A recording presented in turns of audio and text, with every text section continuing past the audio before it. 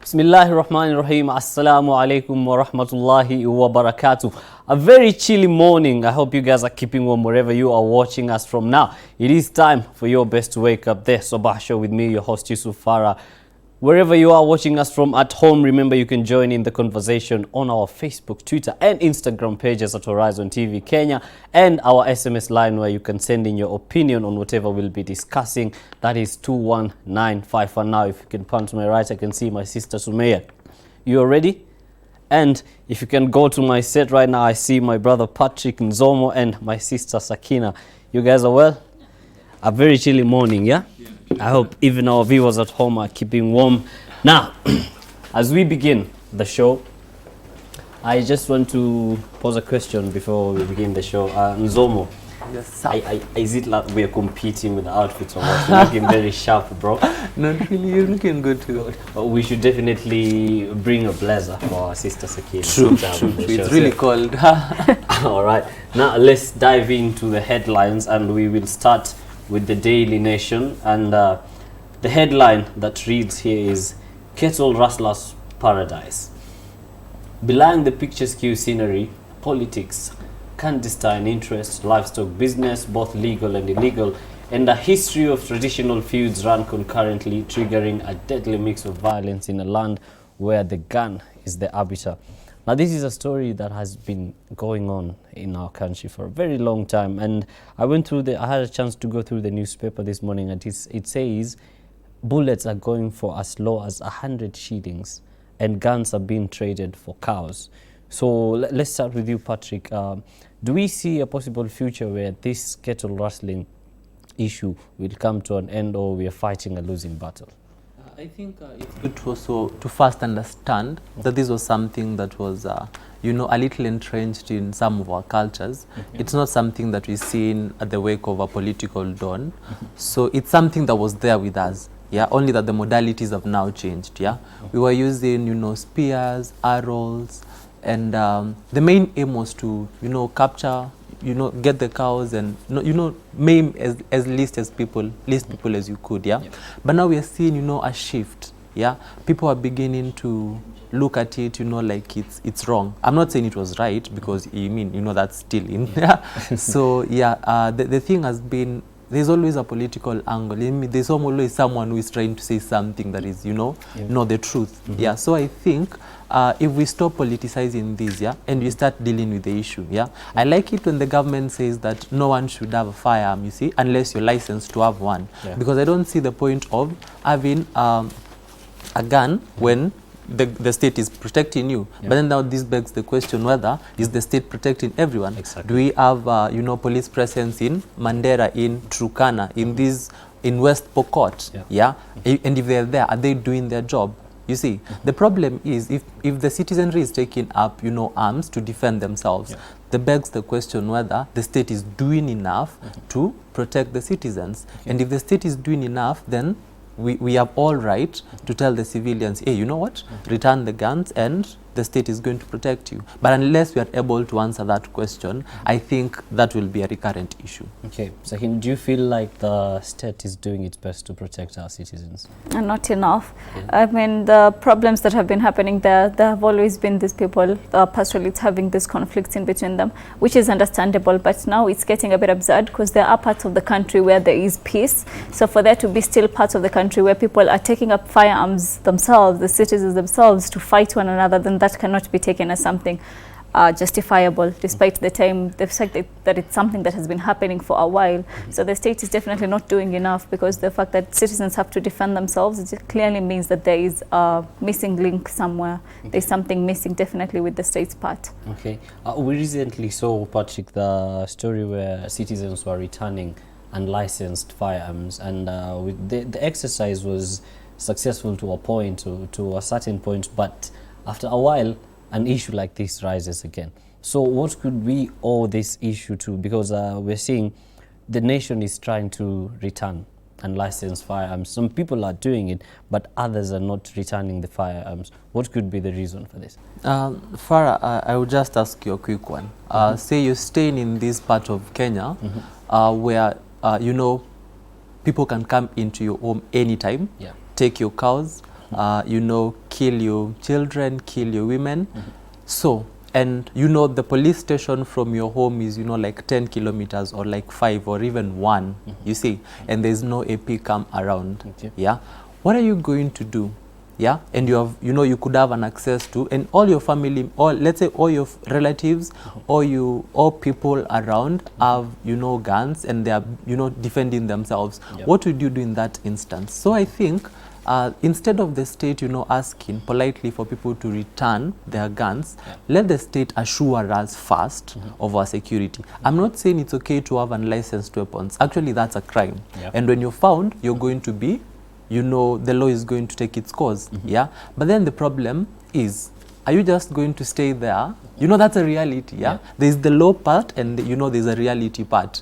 Anything that can happen to you. Yeah. So you need to be ready for that. But the state should, you know, put measures in place, and then that exercise, you know, of returning firearms that are unlicensed, then would make more sense, because it doesn't make sense to a person in Turkana, because I've been to Turkana, and you know, people are using guns. You know, you come to church and you have to leave your gun outside there. You come to school for Parents' Day, you have to leave your gun out there, because you don't, you know, in the school you may be safe because there is, you know, police presence, but after you leave that, what happens? All right, very informative there from Patrick Zomona. Let's move on to the Standard, and the headline reads, women MPs in nasty fights over Ruto and Raila. And the leaders are scandalizing each other in a reckless push to carry favor their political masters, privileging sexual innuendo over substance at public rallies. Now, Sakina, this fight that our women MPs are engaging in a bid to get favor from either Ruto or Raila, to a point that people are privileging sexual innuendo over substance in public rallies. Is it that we have lost our morality to the point that now we are just insulting each other and keeping away substance? We haven't just lost our morality, we've lost the whole substance behind the leadership position. The respect that used to run among our MPs, among our state officers, they are not there anymore. Nowadays, we find MPs or huge leaders in the government behaving like school children, no offense, but that is the truth of the matter. So this behavior is only tolerable here in Kenya. You don't find these behaviors in other states. So it's something that needs to be dealt with, and it's quite disappointing actually to see, especially the women MPs, instead of trying to, you know, deal with serious issues in the country, but instead indulging in such innuendos, as the paper says. It's quite disappointing actually. Patrick, what are we teaching our children with this? I think, Farah, just look at that headline. Yeah, nasty fights over Ruto Raila. Those are names. Those are not ideas. Those are not. That's not substance, like she's saying. Yeah, if you're speaking about poisoned, they are fighting about poisoned food. They are fighting about, you know, a lack of draw. They are fighting about famine. Those are real issues affecting our people. Ruto and Raila are not affecting our people. Those are personalities. Those are people who have made it big time. Yeah. If you're not speaking, if you're not fighting about real issues, then don't fight. We don't want to see that. You know, fight it in your private spheres, yeah? And I think it's really unfortunate. And it's a problem of Kenyan and African politics, yeah? It's names, names, names. What can this person who is bigger than me do for me? You know, how can they better my political career? It's not how they can help me deliver the promises I've made to my people. You see, if they are fighting, saying that you promised to help me build a road in my constituency, that has not happened. We're not seeing that. You know, we're seeing very useless kind of fights and arguments on our social media, like what was going on, I think, a couple of days ago. So I think it's really unfortunate, and we're not teaching, we're not sending the right message to our children, because you're telling them political game is a dirty game. It's not about leadership anymore. It's just about making it out there, insulting people, and which is very unfortunate. All right. Now, on that note, let's move on to the Star. DP Ruto new war against handshake. Now, the Deputy President accuses ex-Prime Minister of perpetuating Kibra violence and being sincere on national healing. Sakina, politics again. Is the DP Ruto really right to accuse the ex-Prime Minister for perpetuating Kibra violence? Well, for the Deputy President, this is a new avenue that he has received due to the Kibra violence or the bedroom violence in quotes. This has been, it's just an avenue that he has gotten to take another shot at BBI and the handshake and everything. So it's an expected thing that he would come out and claim that Raila is the one responsible behind the violence. It's expected. I mean, through the politics that he has been running along, it's an expected accusation. But since there is no proof of it, there is no evidence against it, so there really isn't much we can claim about it. As of right now, it's just that, accusations. Okay. Yeah. Patrick, can we call it hearsay? I think it would be safe to say that, because you know the nature of our Kenyan politics is that people just say things, and when you ask them to, maybe they have the proof, yeah, but at the point of saying it, they don't, you know, substantiate what they are saying, you see, and which is very important, because you know, when violence is involved, lives are, you know, are at danger. You can't just point fingers at someone and you do not have proof, you see, because what are you telling the families of these people who have been injured, these people are going to hospital, these people have to nurse their wounded, you see. So I think it's always good, you know, when you're making some of these statements, we need to be clear. We need to be clear on whatever it is, and if we have proof, you know, we come up and help these families, because it's not the two of them who are suffering. It's that person down there who has been injured. Okay, now let's talk matters business in the Business Daily, and the headline reads, car prices jump after Uhuru okays new tax. Now, excise duty on diesel vehicles above 1500cc rises to 35% from 20%. Now, my sister Sakina, you don't have a car. No, I do not. You see such news. Yes. Already with the introduction of digital traveling, we saw prices of small cars hiking. Yes. And then now this excise duty, after being okayed, the prices have risen by 35% from 20%. Does it say that the common mwananchi will never be able to afford a car in our country? Maybe at some point you will, maybe at some point you won't. But personally, I am not the biggest fan of personal cars. I mean, I don't see their need as much as many people seem to do. All I see them doing is creating congestion, especially here in Nairobi. It's insane, the number of personal cars that are here. So personally, it doesn't affect me as much, but I understand the concern about it, that the car prices are hiking. But again, I do not see a very big problem with it. I don't, to be honest. Patrick, do you share the same sentiment? I actually think the tax should be increased further. Whoa. Yes, because look at it this way, yeah? What are the effects of having lots of cars in town? Yeah, because first you're losing faith in a public transport system. Yeah, because have you ever thought about, what if the president, what if the prime minister, if we have one, what if the ministers were using public transport? Yeah, what would be the nature of our public transport? Would we need all these cars in town? Yeah, look at the developed world. What is happening in town? We have trains, you know, connecting all the busy places, and in towns we have trams. Yeah, so unless you're getting this right, you know, this discussion on public transport, yeah, we will not be able to appreciate this, because, you know, the Kenyan dream, the Kenyan ideal dream is to, you know, own a car, have this apartment, you know, around town where you can just, you know, jump into your car and you're in town. But then how much time are we losing in traffic every day on average? Yeah, before you get to work, do you have to wake up, you know, 3 hours earlier to get to work on time, you see? So I feel this is the way to go, yeah, because this is the only way the people in Kenya feel the pinch of not owning a car, and they have to use public transport. Yeah, and if you're using public transport, then we form the agenda on realizing the ideal public transport that is, you know, needed in Kenya, because I think we're getting to that point. Our population is increasing every day. Yeah, it's not going to reduce. Yeah, so we need to address these issues. When everyone has a car, we're going to be congested in town. No one is moving. We're wasting time there. We need to address the public transport system. But doesn't the public transport system need an efficient way that is workable? Because most of the time, you see, you take a matatu, for example, maybe the conductor doesn't give you your change back, maybe they're playing loud music and you want to relax, but you're really not in control.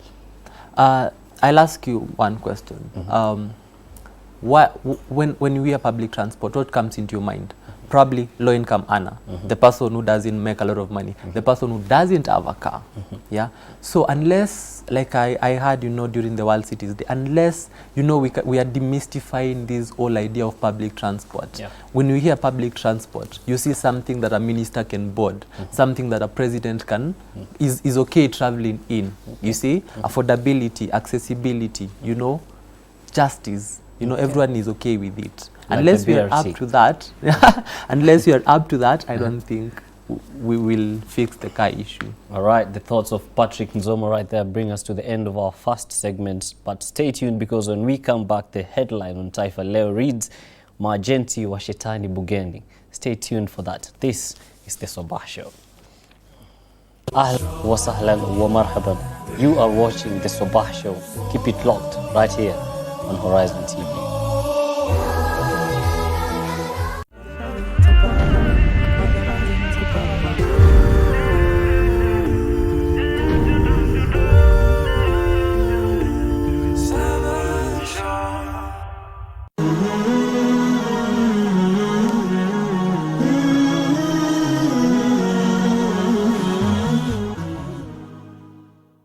تبارك الذي نزل الفرقان على عبده ليكون للعالمين نذيرا. Ni kitabu kitukufu Qur'ani ni kitabu ambacho cha miujiza kilichoteremshwa kwa mpangilio, hazikuletwa harufu hizi za mkato moja kwa moja, hakuna mfano wake, na hamwezi nyinyi Makureishi kuwa ni wenye kutunga kitabu kama hiki, ingawa zimetumia harufu zile ambazo zimezitumia katika kuandika au katika kusema. miujiza yake Al-Malik. Mwenyezi Mungu ana uwezo usiokuwa na kifano. Ni malengo ya Qur'an. Khazain zote za ardhi na samawati ziko mikononi mwake. Sheikh Muhammad Badamana na uchambuzi wa Qur'an kwa undani kila Alhamisi saa 3 usiku kwenye Horizon TV.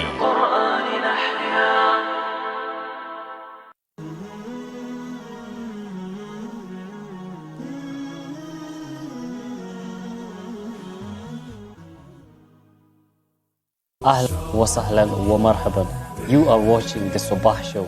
Keep it locked right here on Horizon TV.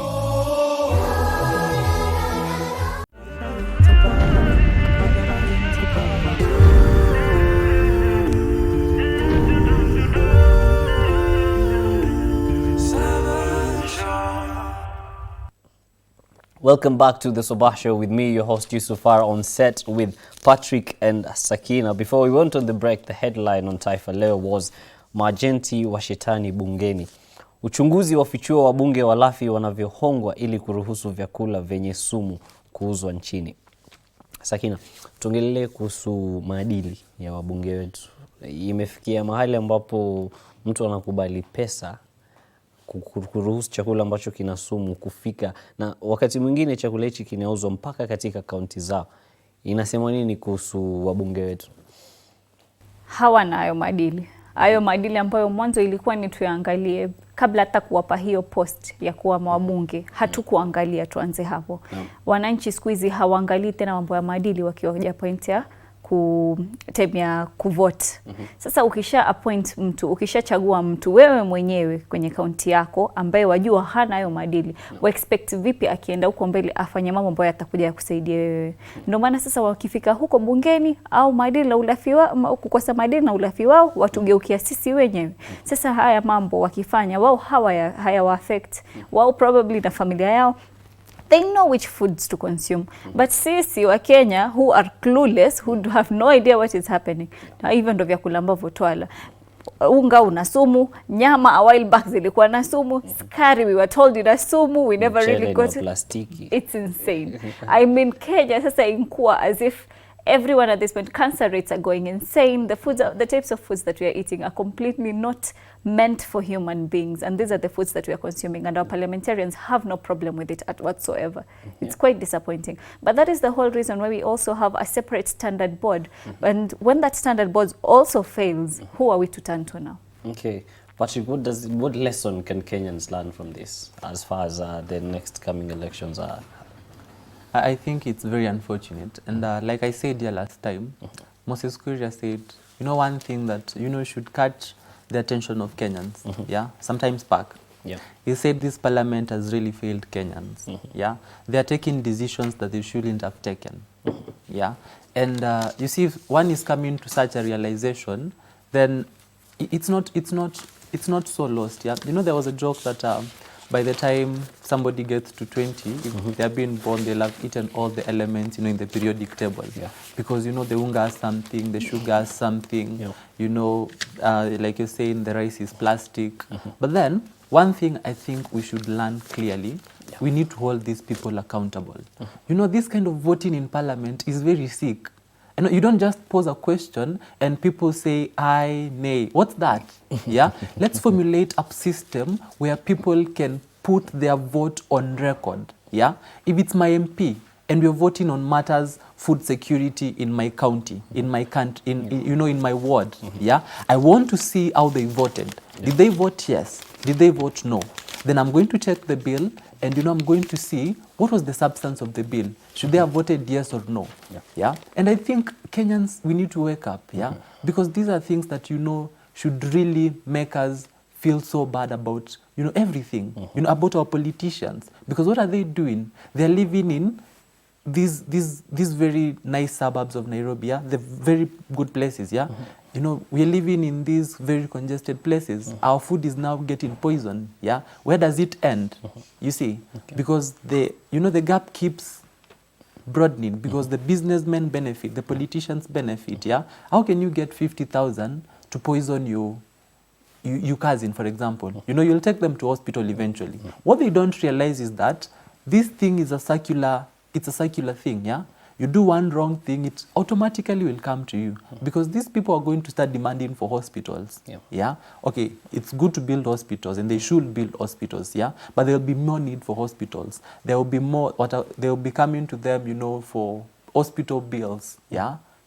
You know, to clear, which is something that can be avoided and prevented. I think we're doing more of curative kind of business than preventive, which now, as you can see, this parliament is just, you know, a complete mess. And then we pay them so much and there are so many. You see? All right.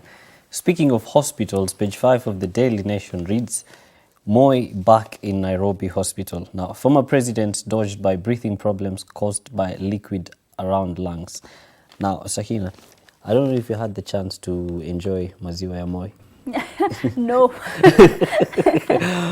So what would you remember the former president mostly for? I'm not even sure I remember much of the family. I must have been really young at that time. My parents and probably my elder siblings are the ones who got to enjoy that session. So I don't really remember much. And so Baki person. I think what we remember most is, you know, reading. You know, reading of what used to happen. Yes. You know, the songs, the Nyayo Chambers. And the you healthy know, diet the as well. KBC, Yes. KBC only. You know, every headline has to start with him. Yeah. But also what I remember is that the Kenya shillings used to trade against the $25 shillings, which is something, you know, that has gone, what, 4 times? Yeah. So I think, yeah, that is something I'm always, I don't know, you know, there are a lot of dynamics, you know, economists are going to argue this and say there are lots of dynamics and, you know, population experts and all those, but I remember us trading at 25. Yeah. The bid was almost trading at almost that, you know, at 9, at around that. It's not gone that much. So I think it begs the question, what are we doing wrong? Yeah. Now that we're 4 times, I mean, if we were at 50, it's understandable. But it's 100, almost 110. Yeah? So good economic times in the times of our former president. Yeah, people used to be paid to go to universities. Nowadays you're paid. Yeah. Speaking of his healthy diet, because we know President Moi to be a very healthy person, page 20 of the Daily Nation, healthy living on traditional diet. Now, this is something that majority of us, let's say the millennials in quotes, are very much against. Now, the headline reads, Simon Wachira roasts arrowroots for sale in Nyeri town yesterday. Many people are now turning to traditional foods like this, sweet potatoes and yam instead of ultra-processed food products at supermarkets in the wake of rising case of lifestyle diseases. Sakina, when was the last time you had a traditional meal? I have them almost every day, actually. I am very pro-traditional foods. I mean, we can see that almost all the diseases that are very common in these current times, hypertension, even cancer, diabetes, most of these diseases are caused by our unhealthy eating. Nowadays, our markets are full of unhealthy stuff, fat-filled foods, and the minute you try to avoid, even if it's once a week, twice a week, you start slowly, but then if you could incorporate these traditional foods into your meal system, it does amazing things for your health. It really does. I mean, I was very sick about 3 weeks ago. I was in hospital for almost a week, but then the doctor came down and told me, you know what, it's all these fats you're eating, it's all these processed foods that you're eating. The minute you stop that, you'll be good to go. And right now I am as healthy as I've been in a while. So yeah. Okay. Patrick, fast foods or traditional meals? What were we eating before colonialism? We were eating traditional. Good, perfect. I think most of the things you're trying to find our roots in a lot of things, yeah? And I think this is one way that, because fast foods, this is not, okay, it's not African per se, it's something of the West, yeah? Why do we manufacture fries in Kenya and call them French fries?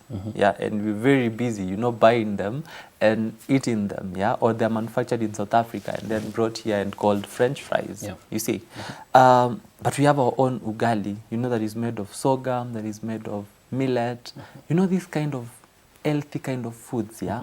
We have our milk, you know, that is mursik, that is made traditionally, yeah? Instead of going to buy, I'm not saying yogurt is bad, yeah, but instead of going for that, yeah? But you know, there are people, you know, the older people who are already seeing the effects of, you know, some of these diseases are doing it. But there are also people who never left this tradition. They do it every time. Like I know a particular friend of mine in town, yeah, they have to get these foods from home every day. No, not every day, every month, yeah, a stock for the entire month. You know, they cook the ugali and it's just really nice, yeah. I think we don't want to go the extra mile, you know, having to, but there are meals anyway. Nowadays we can do that very fast, yeah. All right. I surely hope my producer Isam Tama got the message and will stop eating fast foods and go into traditional meals. Now, let's move on to page 21.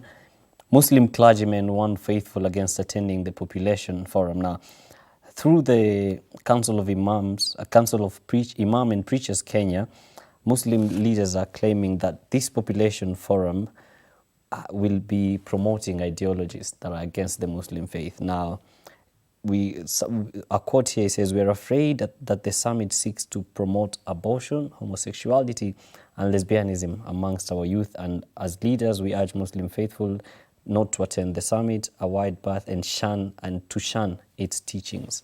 Sahina, are they right to say that they're afraid that this population summit will promote ideologies that is against the Muslim faith? Well, if it does promote ideologies that is against the Muslim faith, we as Muslims will not follow those ideologies. It's as simple as that. It's a matter of principle, and as much as an issue may be discussed, we do not know the outcome of it. It has not yet happened, so we don't really know fully what will happen. So obviously, if it will be the principles which are against the Islamic rules, then we will surely shun it and be against every single one of them. But then again, if it could lead to something beneficial for the nation, let's give an ear to hear what is happening. Let's not completely ban the whole thing, because it's also meant to talk about gender-based violences and all that. So if it will help in some aspects, why don't we pick those aspects and shun the things that we are against specifically? Okay, so Prasik, should they attend the summit? I think we share a lot in common. I'm Catholic, and the Catholic Conference has also issued a similar statement that we're not supposed to, attend it. And when you look at ICPD, the 3 goals that were set in Cairo, sometimes back, I think, 94. Yes. The zero mortality rate, all these 3 zeros that they formulated, When you look at it wholesomely, it presents a good narrative, But as we went along the way, I think we started, including things that may not be appealing to everyone. And the problem is, were all these people involved in the process, Like, for example, when you're discussing matters sexual reproductive health and rights, do you consider what the religions feel, for example, yeah, or you just involve a particular section of religions, yeah, and they're able to discuss that, and they say, you know, we're okay with this, we're okay with this, we're okay with the other one, yeah. But you know, up until that point, you know, population development is something that is very key, yeah. And when we live in a huge chunk of, you know, say the Muslims and even the Catholics, when you leave in them out of this discussion, then what are you saying about what is going to be the policy paper at KICC, you know, come the 14th, yeah. We are saying that we are going to have a paper that is not inclusive. We are saying that we are going to have ideas from outside being implanted on us, yeah. I think some of these things that are being discussed, we are not ready for them as a country, yeah. I think we should, the international forum or the international community should let us, you know, develop that point first, because you're not clearly the issues that are being discussed in the West, the problems they're having are completely different from what we are having as a country, yeah. They are discussing matters sexual orientation, we are discussing matters proper housing, adequate housing, good sanitation, good health, yeah. So let's deal with these things that are affecting our community, because they are first-hand. They have been able to deal with those issues, yeah. So before they start implanting these other issues on us, let us first of all address these, you know, issues. Our mothers are dying in hospitals while giving birth, yeah. That's a problem you're facing, yeah. And if they're not helping us realize that, I don't see why they should help us realize, you know, sexual orientation, yeah. Okay, I'm not giving my stand on that, but yes, you know, it's good that as a country, as a government, and I like the president said, yeah, we're not going to allow people to bring and impart the ideas on us. We are going to take what is necessary. Like she said, we are going to take what is necessary for us, and then you're going to leave. I'm very willing to just look at the policy paper for Kenya after all is done, and I see the commitment you know, our country is making towards accelerating the promise of the ICPD. But I think let's take what is important, what is going to help our people, and then, because we'll get to those kind of discussions, you know, when we're ready. I just don't think we are ready at the moment. Okay, and Zoma right there saying he doesn't think that we are ready, and that brings us to the end of the second segment. Now, don't go too far, because when we come back, we're moving on to the standard, and the headline reads, KCSE candidate dies after an assault in a fees row. Stay tuned for that. Ahlan wa sahlan wa marhaban. You are watching the Sabah Show. Keep it locked right here on Horizon TV.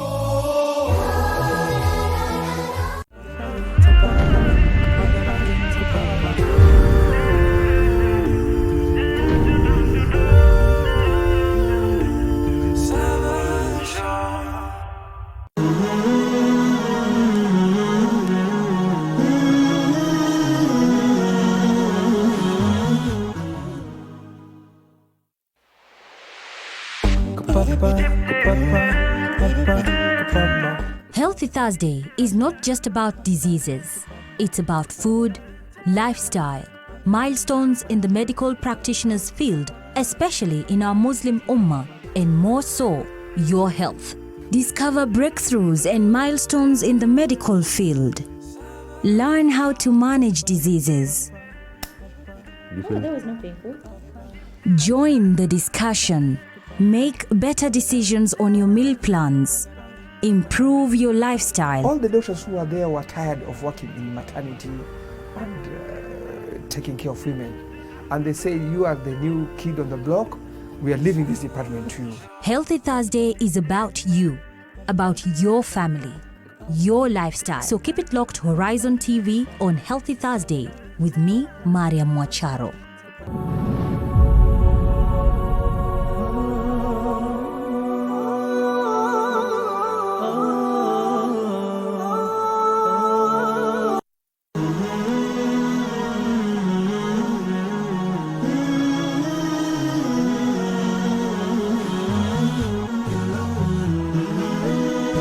Horizon TV, the beacon for the nation.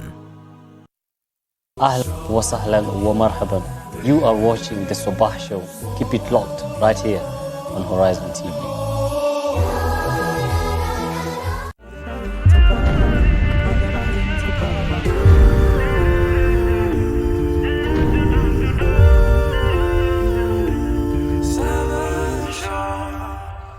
Welcome back to our third and final segment of the newspaper review with Patrick and my sister Sakina. Now, before we went on the break, the story on the Standard was KCSE candidate dies after assault in Fizro.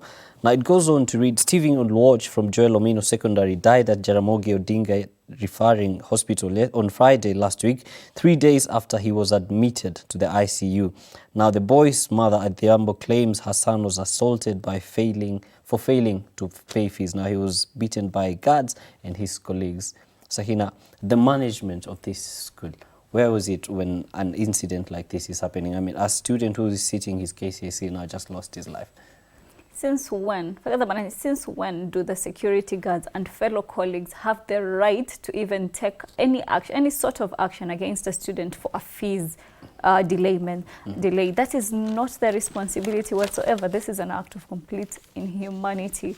I mean, it's so sad to think of the mother out there losing a KCSE student. You have so much hopes and dreams for this child, and then he's killed, practically killed, because of a delay in paying fees. This is an issue that could have been easily sorted afterwards, or the management could have taken different steps in order to handle the situation. It never should have gotten to that point to begin with. It was not their right, it was not their responsibility. Okay, the rights of a student. I think it's very unfortunate, and may his soul rest in peace. And it's not just the mother who has lost someone. The country has lost. Yeah, you know, you've no idea what that child would be. Yeah, and like she says it very nicely, yeah, the guards and the colleagues have nothing to do with fees collection. Yeah, maybe they're having food rationing because someone has not paid their school fees, but you know, it beats logic to beat somebody to death because they have not paid school fees. Because what then are you saying about those people? Yeah, and what has actually been done about them? Yeah, because that's not something that you just let go. Yeah, those are things that people should, you know, come to book for it. They should be prosecuted, you know, for murder or manslaughter, whatever it is. Yeah, so I think the Nurdin Aji and Mr. Kinoti should take up that matter seriously, because it's been highlighted, and, you know, find out more details on that. Right. Yeah. Now let's move on to page 8 of the Standard and the story of the toxic food that we are feeding on. It says, a nation feeding on poison. Now we're seeing the meat issue there, our cooking oil, peanut butter, and the cancer cases are rising now. And the headline reads, KEBS okayed toxic maize used in flour. I mean, is it time, Sakina, to say that KEBS now is compromised, and we need like a new board that will be very strict on the quality of whatever it is that they're allowing to be brought into our market?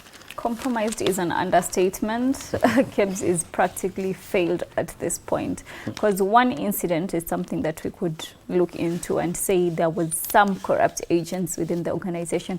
But the fact that it has been multiple incidents, multiple foods, almost everything that we are eating right now is compromised in one way or another. We can't just assume that KEBS is compromised. It has completely failed in its duty. And we don't just need to look into it. We need to maybe find a complete renewal, a complete change in the KEBS organization, in the management, in all that. And why? I don't know. Is it corruption? Is it bribery? What would make these people approve foodstuffs that are not meant to be edible for human beings? And then later on, when they're questioned, give petty excuses that do not justify what it is that they have put the nation through. This is not something to be taken lightly. The fact that we have let this issue pass for some foodstuffs before, but this should be the fact that now it's maize. Maize is the foodstuff that almost every Kenyan ingests. So this is something that needs to be taken very seriously. The KEBS organization, administration, management, the whole thing needs to be thoroughly looked at and even changed for that matter, because this has become too serious now. Away from that now, a positive story on page 24. University to set up a fruit plant. Now, a local university is planning to build a pineapple juice processing factory as it targets fruit farmers in Kericho County. The University of Kabianga announced the plans during the 7th graduation ceremony last Friday. Now, Patrick, how important is it that as a country we support such projects? Because now we're seeing employment will be created, and it's a good way of boosting our economy. I think it's very nice, yeah, because for the largest time, you know, we get our own raw materials, we take them outside, they are processed, they are packaged, they are manufactured, and then we buy them at a higher price. Yeah. You see, it's our tea, for example, yeah, goes out there, it's packaged properly, then they bring it back. Yeah. Yeah. Our avocados, you know, they go manufacture things and then they bring them back. I think this is the good way to go. Yeah, and we've been complaining our universities are not doing research, our universities are not bringing cogent things into the market. But we've seen every time a university is trying to do something. Yeah, the Kenyatta University, you know, made a hospital there, right there. Yeah, we are having now this plant. Yeah, we are having universities taking up, you know, issues. Yeah, so I think it's the high time that even the government, do they have a budgetary allocation apart from what is given to the university? Yeah, do they have a budgetary allocation for supporting these new ideas that come? Because if you're saying you're creating jobs, yeah, we're saying that students in Kabianga are, for example, doing agriculture and that kind of thing are going to be directly absorbed into the employment that is being created by this plant. So I think let's support, yeah, and universities, let them, you know, engage their students, because like somebody said, I had somebody saying yesterday, we have a lot of ideas, you know, with our students, with our institutions, but we do not have the goodwill to have these see the light of day. So I think it's, as you say, let's support the idea. All right. Now, let us move on to the Star, and we'll start with page 2. Row erupts over leaked KPA probe documents. Now, board managers and senior managers are blaming some DCI officers for this. Now, this is a story about tenders that were awarded in the ports, and we all know that tenders should be awarded outside but this was something that was done in-house. Top managers, top officials were given tenders to work on, and it's illegal. What are your thoughts on this? Okay. The thoughts would be the same as everyone's thoughts. I mean, it's something illegal, as you've said, so it never should have happened to begin with. So the fact that it has happened, it has come to light, what is the step that is going to be taken against this? Are they going to be held accountable, or is this just going to be one of the many cases that we just let slip under the rug? That is the question at this point. What is going to be done about it? Because it has come to light and it is illegal. What is going to happen? What is going to be done about it? All right. Now, let's move away from that and move on to page 8. Ex-MPs a step away from 100,000 shilling monthly pension. Now, members of the Finance Committee have already voted to support this bill. And previously, before this, they were earning between 2,000 and 8,000 in pension. Now, they want it to rise to 100,000 a month for pension. I mean, what does this mean for the common mwananchi, our taxes and everything? First, let me just say that our public wage, you know, is crazy, you know, compared even to other countries that are doing better than us. Yeah, we are pumping a lot of money into paying people sitting allowances, you know, travel allowances, you do hardship allowances, gym allowances. Yeah, you know, these kind of things that, you know, don't make sense. Yeah, so I think it narrows down to, I think, what I said earlier. Yeah, like when they say people have voted, who voted yes? Who decided to vote no? Yeah, those are statistics we need to understand, not just A's and nays. Yeah, because I think we've moved from that. I think nowadays we're not even a developing country. We are a middle. I think our strategies of doing things should change with that. Yeah, let's know which MP is voting for these kind of things. Yeah, and not the bill, but we need to punguza our mizigo. Yeah, I mean we are overburdened. Yeah, and we're not overburdened because you're paying nurses, because I've seen there, because nurses are going on strikes, medics are going on strike, teachers will go on strike sometime. Yeah, we're not paying the people that matter. I'm not saying the MPs don't matter, but like we've seen in the headlines, they clearly don't, because we're paying them and they are not doing what they're supposed to be doing. Right. When you're paying teachers, they are impacting knowledge on our children. We pay nurses, we pay doctors, they are treating our people. Yeah, but when you're just okay in money every other time to pay people who are not doing anything, yeah, if they were doing something, that would be okay. It would be justified to give them that money. Yeah, but we have been poison food in our country. We have been them being paid to vote in a particular way. We are having them fighting over people. Yeah, if they are doing better things, we can justify a figure. But if they're not clearly doing anything, they're failing the country, we have no ways of justifying that figure, you know, increasing that figure. Yeah. In fact, it should be slashed. Okay. Now let's move on to page 13, a sad story here that has been brought to our attention. Alarm over 60 child rape cases a month. Now, last week on Friday, some 8 boys were referred to the Gender-Based Violence Recovery Center over suspected sodomy cases and for their age assessment. By the end of the examination, it was discovered that 5 out of the 8 already had anal penetration earlier on. Now, these are minor cases. It's not even just about the girl child anymore. Even boys now are at a risk of being sodomized. What does it say about the morality of the people around these kids? And what should we do to set up measures that will keep our children safe and ensure that some of these people, all the people involved in this, are brought to justice? Yesterday I was reading an article actually about the same issue, both minor and adult rapes, and the rates at which they are increasing in the nation is quite alarming, matter of fact. And the problem is, one, the process of looking for the perpetrators of these actions. One, it's not harsh enough.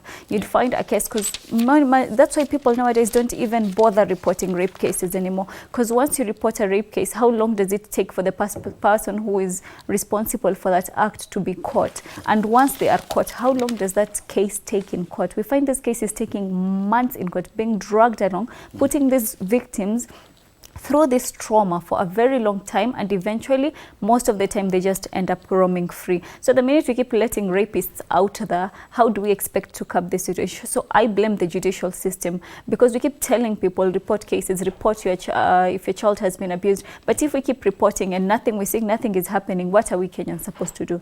Okay. The judicial system for me is to blame completely. All right. Patrick, your thoughts? She blamed the judicial system. So well, Patrick is a lawyer, so I expect him to defend himself on that. I think what some of us, I'm not saying she doesn't appreciate this, but because she has mentioned the police aspect, you know, prosecution is a whole process. Yeah, you know, from reporting to taking evidence. Yeah, like when a child comes to you, they have been defiled, for example. Yeah. Do you know you're supposed to preserve that garment? Do you know you're supposed to take evidence? You know, real evidence. Yeah. Our police officers, you know, built in such a way that they can recognize what needs to be done. You see, when such a case comes, you know, you can take a case that is, you know, a loser to court. Yeah. You can give me a case. I'm a prosecutor, for example. I'll prosecute it if I see it has some 50-50 chance of, you know, succeeding in the interest of this person who has been wronged. Yeah. But then I go to court, and then they have this defense lawyer, and then my evidence is shaky. There's no way we are securing a conviction against this person. You see. But I think let's address the whole structure, from reporting to arraignment to collecting of evidence, and then now we can blame the judicial system if you're not getting, you know, adequate convictions. All right. Our final story before we finish this first newspaper review segment now. Very quick, your opinions on this. Hatari za wakodolea raia macho kutoka pande zote. That is page 2 of the Taifa Leo. Now here's a picture of MV Harambe ikisafirisha abiria katika kivuko cha Likoni mnamo Aprili mwaka huu, mlango ukiwa wazi. Na mwezi jana kutofungwa kwa mlango huo kulisababisha gari kutumbukia baharini na kuua watu wawili. Tunaona kwamba ferry inasafirisha watu bado, lakini mlango bado uko wazi. I mean, is it that we've just become ignorant or what? Very quick, your thoughts and Zomos as we finish. When an incident happens in Kenya, we all get very riled up. The Kenyans get mad. The Kenyans post. The Kenyans, you know, they act up. But then after a short while, Kenyans let it go. That is the problem. So when the accident, the tragic accident at ferry happened, we all expected that the government would take serious actions on the list to try and repair the existing ferries that were there. But we found this after a while, after a month, after a few months, nothing is happening. And after a while, we are starting to forget. It's even a surprise that Taifa Leo has decided to remember this, because most Kenyans have already started to forget, and that is the problem. Not only do promises need to be made by the government, they need to be followed up and implemented. We have an implementation problem in our society. Patrick, as we wind up? I think big thanks to Taifa Leo, because the problem has always been we forget too fast. But Yeah. where do we forget? Yeah, we have a key highlight. Things are trending on Twitter. Yeah, we have in rest in peace, whoever and whoever. Yeah, we should arrest these people and prosecute them. But then after that ideal is over, we go back. Yeah, so I'm not blaming anyone. I'm just saying, you know, let's follow up stories. Yeah, like for example, yeah, cases that go to court, even corruption cases, graft cases. Yeah. You know, we are there with cameras, with, you know, big headlines when somebody is being arraigned. Yeah, and when they are getting their bond. Yeah, but do we ever follow up and see there was a mention, what transpired, there was a hearing, what happened? You know, those kind of things. So I think let the media, the way you bring this story to us as a headline, you bombard us with it. Yeah, let's follow up. Yeah, if something is happening, let us know. You know, because all of us don't go to court. You started the story, you know, for example, yeah, and Taifa Leo has, you know, done it, yeah, because our citizens are using this ferry daily, yeah, they are crossing, you know, from this side to the mainland, yeah, and they have to go to work. At times they don't have an option, and it's for the government to, you know, protect them. All right. Yeah. Patrick Nzomo right there saying we should follow these stories all the way to the end so that we can know whatever happens. So thank you very much, Patrick. Thank you, Sakina, for the very informative session.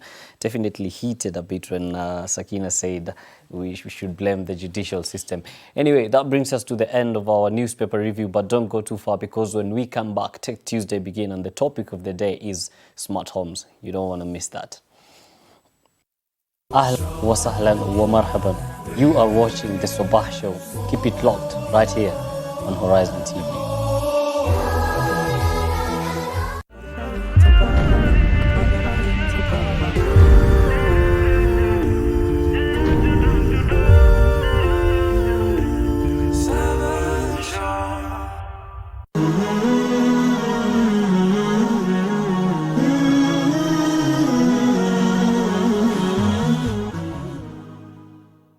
تبارك الذي نزل الفرقان على عبده ليكون للعالمين نذيرا. Ni kitabu kitukufu Qur'ani ni kitabu ambacho cha miujiza kilichoteremshwa kwa mpangilio, hazikuletwa harufu hizi za mkato moja kwa moja, hakuna mfano wake, na hamwezi nyinyi Makureishi kuwa ni wenye kutunga kitabu kama hiki, ingawa zimetumia harufu zile ambazo zitumia katika kuandika au katika kusema. Miujiza yake Al-Malik. Mwenyezi Mungu ana uwezo usiokuwa na kifano. Ni malengo ya Qur'an. Khazain zote za ardhi na samawati ziko mikononi mwake. Sheikh Muhammad Badamana na uchambuzi wa Qur'an kwa undani kila Alhamisi saa 3 usiku kwenye Horizon TV. Pearls of Wisdom. Aisha radiallahu anha said that the Messenger of Allah sallallahu alayhi wasallam said, "The most beloved actions to Allah are those performed consistently, even if they are few."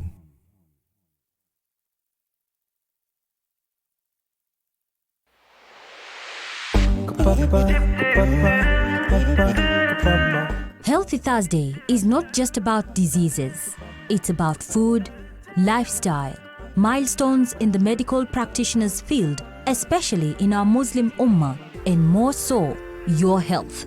Discover breakthroughs and milestones in the medical field. Learn how to manage diseases. That was not painful. Join the discussion. Make better decisions on your meal plans. Improve your lifestyle. All the doctors who are there were tired of working in maternity and taking care of women. And they say, you are the new kid on the block. We are leaving this department to you. Healthy Thursday is about you, about your family, your lifestyle. So keep it locked Horizon TV on Healthy Thursday with me, Maria Mwacharo.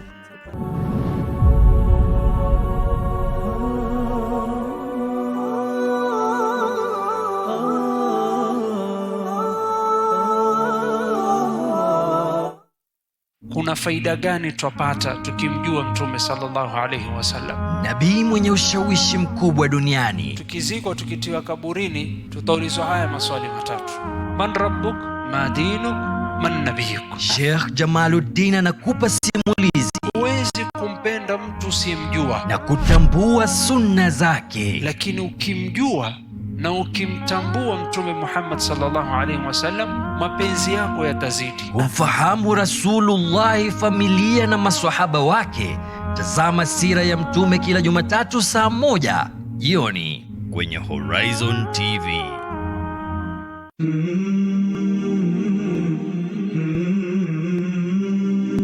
The Messenger of Allah said, whoever says when the morning comes,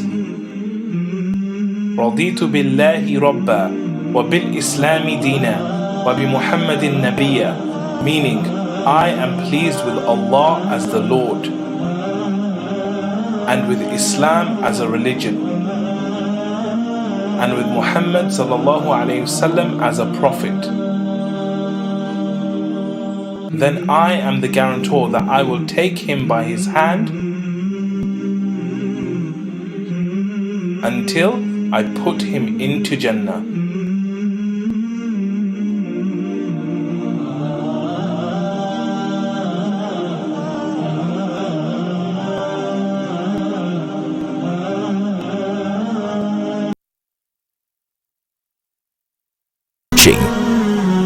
Horizon TV, the beacon for the nation.